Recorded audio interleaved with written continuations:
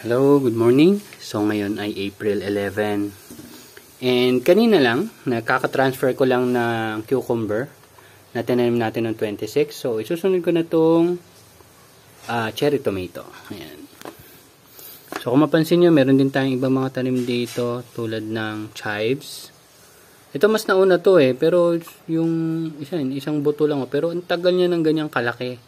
So sa palagay ko, reject na to or kung ano man nangyari dyan. Tapos yung iba naman, hindi naman nagtuloy ng pag-germinate. Kasi nung medyo nakita ko nag-germinate na sila, tinanggal ko na sila sa ganitong setup na naka-cover. Ano bang tawag sa setup na yan? Basta ganyan, naka-cover sila sa dark room, parang dark room yan. Yan, kasi marami na nag-germinate. Tapos nilipat ko sila dito, mapansin ko parang medyo tumigil yung pag-grow nila. So baka isa yun sa problem. Pero tinitingnan ko pa kasi inaaral pa rin naman natin yung pagtubo. So ngayon, itong mga cherry tomato, yung cucumber pala, nakita ko sobrang hahaba na ng ugat. Ito na, lagpas isang dangkal na yung ugat nila. Tapos yung iba naman, medyo maliit yung pagtubo kasi natakpan naman sila dito kung napansin nyo dati. Natatakpan na sila ng ibang mas mabilis lumaki. So, ngayon, ililipat na natin ngayon itong mga cherry tomato. So, tapos ko na kasing ilipat yung cucumber. So, titingnan lang natin. Ito, nilagyan ko to ng hydroton kasi nga natutumba siya. Ayun, natutumba. Yan. Ay, sorry. Yan, natutumba kasi siya. Kaya nilagyan ko ng hydroton sa paligid. So, medyo tumibay naman siya. Dumiretso siya. So, ang gagawin natin yan, pag tinanim natin yan, ito, mga hanggang dito, yung lupa. Ayan, hanggang dito yung lupa. Kasi napansin ko nga nag-uugat pa sila dyan So, tsaka para mas matibay siya kasi mas malalim yung magiging pundasyon niya. So, ayan. Okay naman. Maganda rin tubo nito. Yung sa taas nga, hindi ko sure kung mamamatay yung mga yun or kung ano man. Pero tingnan natin. So, okay. So, tingnan natin yung ugat. Ito. Isa. Hindi naman siya kasing lala nung sa cucumber. Yung sa cucumber, kung makita niyo sa video natin, nag-video din naman ako nun. So, sobrang lago.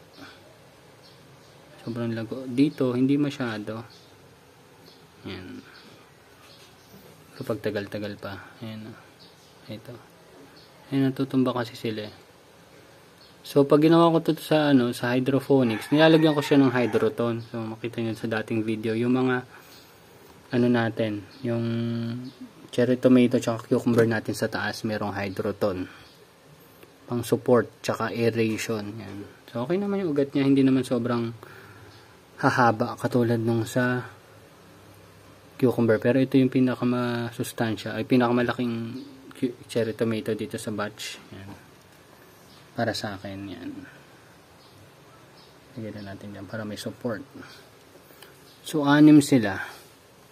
Tapos sa cucumber, may bibigyan naman tayo. So, tig-isa. 2 cucumber, tsaka 2 cherry tomato. Ibibigay natin sa 2 kakilala natin na mahilig din magtanim. So, ayan. Susunod natin. Ito naman bell pepper. Ayan, yung malalaking bell pepper. Pero itong bell pepper na to, ito yung tinanim ko sa yung maliliit yung hindi pa masyadong kasing laki ng 2 yon. Tinanim ko sila sa ganito. So, naka-dark room sila, dark area sila. Pero ito naman, yung 2 yon, direct lang yan. Nilagay ko lang dyan yung buto, tapos hinayaan ko lang sila mag-germinate. Although, sa 6, meron lang 2 nabuhay. Yan. So, yun lang yung naging observation ko. Pero mas naging mabilis to. So, depende rin siguro sa buto. So, dito naman, itong red crystal, hindi na natin itutuloy itong i-transfer. Siguro palakihin lang natin sila ng konti, tapos i-harvest na rin natin sila dito. Tapos ito naman, almeti, yan, nagtanim ako kahapon. Kahapon ba? Basta nagtanim ako recently lang. 10.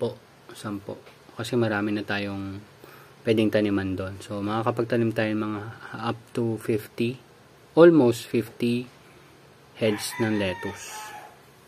Dun sa rooftop. Yan.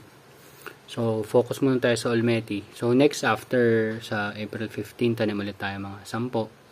O kaya 12 or 8 lang kasi 8 yung base sa computation ko, 8 per week or per 5 days yung pwede kong itanim.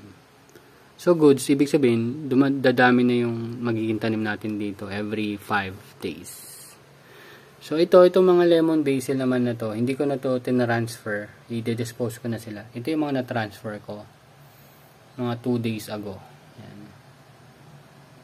Transfer natin sila. So hopefully lumaki sila. Ililipat din natin yan, sa ngayon nandito lang sila. Pero ililipat natin yan doon sa labas tsaka sa rooftop.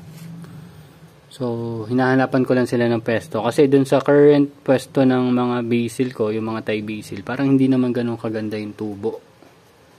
Yan. So off topic na naman yun. So anyway, yan lang naman yung gagawin ko ngayon. So after ko ma-transfer to, transfer ko na lang yung dalawang bell pepper na yun, and that's it.